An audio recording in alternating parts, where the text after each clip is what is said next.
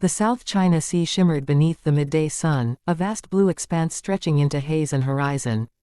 Winds blew steady at 30 knots, and waves, calm yet persistent, lapped against the massive hull of the USS Ronald Reagan, a Nimitz-class aircraft carrier cutting through international waters on a routine patrol.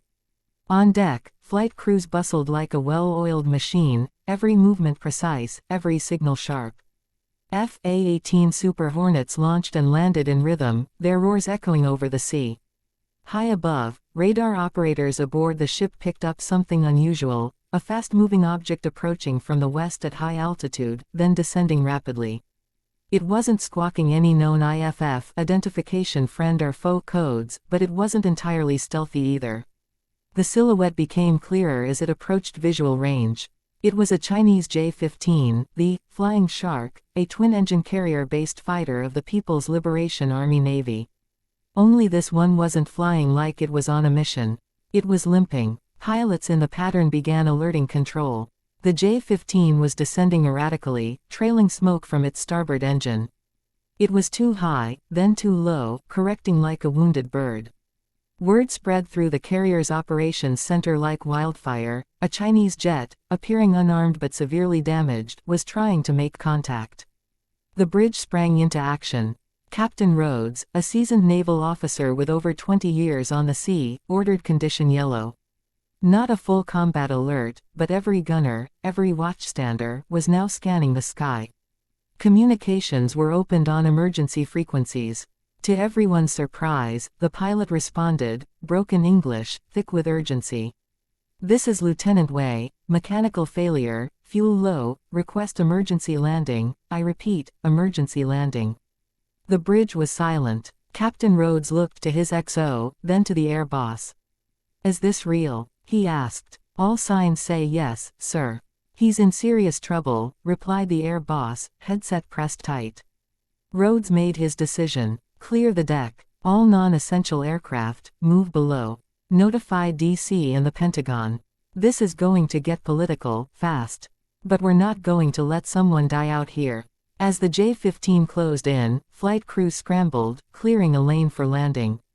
It wasn't just logistics now, it was a dance with international tensions. A Chinese fighter landing on a U.S. carrier. This had never happened before. Cameras rolled, encrypted channels buzzed, and somewhere thousands of miles away, both Beijing and Washington were staring at satellite feeds, holding their breath. The J-15 came in fast, too fast. The arrestor hook was down, but the carrier's crew could tell the pilot wasn't used to American deck layout. He flared too late. The hook skipped the first two arresting wires, then caught the third with a thunderous jerk. Sparks flew, metal screamed, and the jet rocked side to side before skidding to a halt, just a few feet short of the safety net. Emergency crews rushed forward. The cockpit canopy hissed open. Out climbed Lieutenant Wei, visibly shaken but alive. He raised both hands, making it clear he meant no threat. Navy medics took him in. Security escorted him below decks. Within minutes, the ship's secure comms were jammed with high-level orders, diplomatic warnings, and mission updates. What had just happened wasn't just a military anomaly, it was an international incident. That night, under artificial lighting on the flight deck, the J-15 sat guarded, its tail marked with the Chinese naval insignia glinting under searchlights. The crew buzzed with speculation. Was the mechanical failure real? Or was this a defection?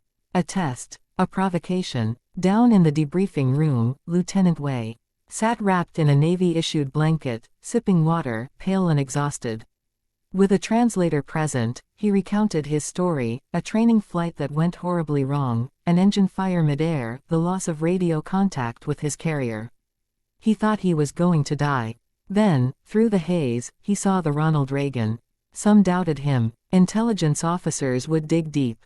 Interrogations would follow. But there was something about the terror in his voice, the relief in his posture, that was hard to fake. Over the next 48 hours, the world watched as the U.S. Navy treated Wei with respect and care. The Chinese government issued a sharp but measured statement, demanding the return of their pilot and aircraft. The U.S. complied, but not before every bolt and bite of the J-15 had been thoroughly examined. The day Lieutenant Wei was flown out aboard a U.S. C-2 Greyhound was quiet, almost reverent. He saluted the American officers before boarding. A curious smile tugged at the corner of his mouth. As the Greyhound disappeared into the horizon, Captain Rhodes stood on the deck, arms crossed. "Something tells me this isn't the last time we'll see him," he muttered. Weeks later, back in Beijing, reports emerged of Lieutenant Wei being reassigned, praised publicly, but under tighter supervision. Yet rumors within intelligence circles whispered something different, that perhaps, just perhaps, Wei had seen something in those chaotic moments that changed him. That maybe, in the face of imminent death, politics had vanished, and humanity had prevailed. And for one surreal afternoon on the South China Sea, the impossible had happened. A Chinese fighter jet landed safely on a U.S. aircraft carrier, and the world didn't go to war.